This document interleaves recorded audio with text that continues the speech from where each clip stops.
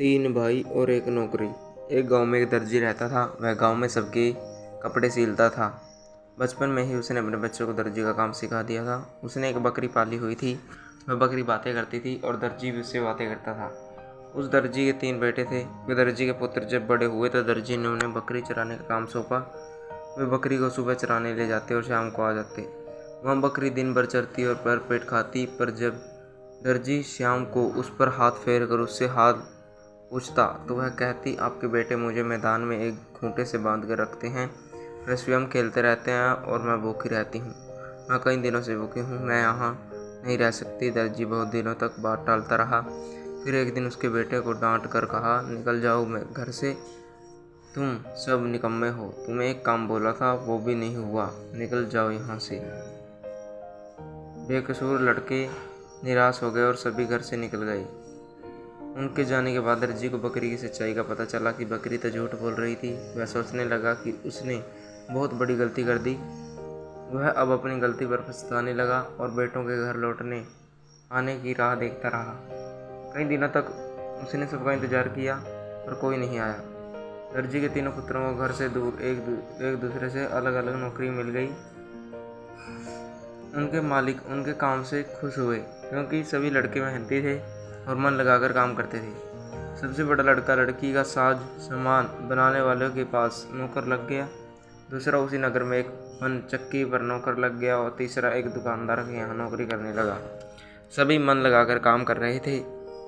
दोनों बड़े भाइयों को पिता की याद सता रही थी। उन्होंने फैसला किया कि वह घर लौट जाएंगे। उनके मालिक भी इस बात को मान गए और उन्होंने घर जाने की अनुमति दे दी। बड़े भाई को उसके मालिक ने एक छोटी सी मेज देकर कहा, बेटा, इस मेज से जिस तरह का भोजन मांगोगे वह तुम्हें इस पर तैयार मिलेगा। तुम्हें कभी भी भूखा नहीं सोना पड़ेगा। दूसरे भाई को चक्की वालों ने एक गधा देते हुए कहा, जाओ, मैं तुमसे बहुत खुश हूँ। यह मेरा गधा है, इस गधे को ले जाओ। जैसे ही तुम इससे कहोगे मुझे मुहरे दो, वैसे ही यह मुँह से मुहरे उगलने लगेगा। जब तक तुम बस करो न कहोगे यह मुहरे उगलता रहेगा।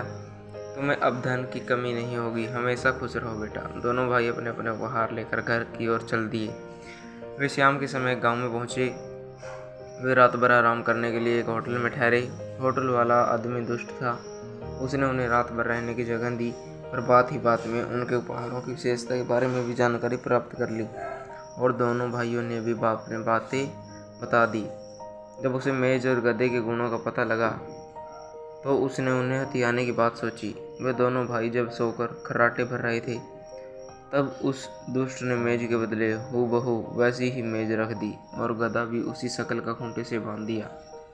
सुबह वे दोनों भाई इन नकली चीज़ों को लेकर चल दिए। घर पहुंचे तो उनका पिता बहुत खुश हो गया। उसने गधे और मेज की करामात सुनी तो और भी प्रसन्न हो गया। परंतु जब दोनों भाइयों ने अपने अपने उपहार की परख और प्रदर्शन करना चाहा तो हैरान हो गए।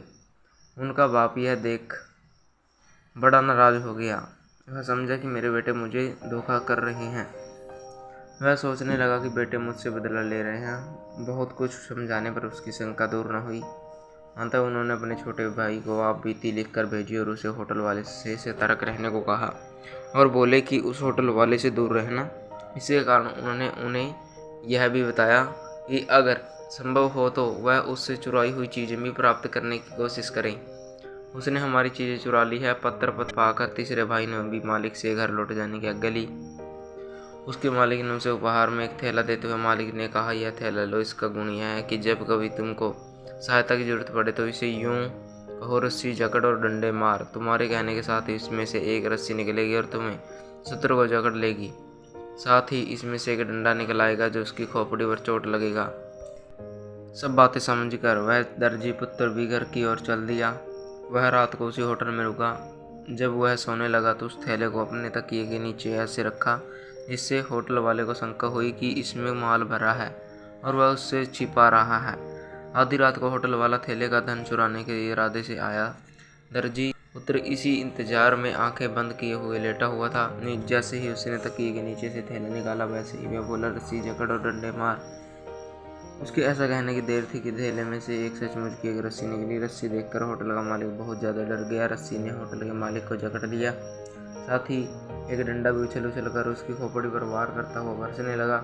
होटल वाला रोने और चिल्लाने लगा, भाई माफ़ करो, हाय मार डाला, बहुत दर्द हो रहा है, छोड़ दो।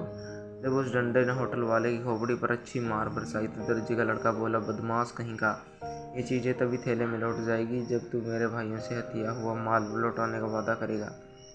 दर्द से कर्राते हुए होटल वाले ने मुझसे वादा किया कि वह उसके सभी उपहार लौटा देगा। वादा सुनकर उसने इन दोनों चीज़ों को वापस बुलाया। इसके बाद होटल वाले से मेज और असली गादा प्राप्त करने के बाद वह घर लौटा। जब वह घर पहुंचा तो दोनों बड़े भाइयों ने उन्हें उपहार देते देखे तो दोनों बहुत खुश हुए। तीनों ने पिता सहित खूब दावत उड़ाई। पिता अपने पुत्र की सफलता पर बहुत बड़ा खुश हुआ। वह दूरत बकरी रात के समय ही घर से भाग गई। अब बाप बेटे उन तीनों करामती चीज़ों के कारण बड़े सुख से रहने लगे और वह कभी भी भूखे नहीं सोए और अब तीनों खुशी से रहने लगे। तो दोस्तों, कैसी लगी आपको कहानी कमेंट करके ज़रूर बताएं। अगर आप हमारे चैनल पर नए हो तो चैनल को सब्सक्राइब करें, वीडियो को लाइक करें, शेयर करें, कमेंट करें। धन्यवाद दोस्तों।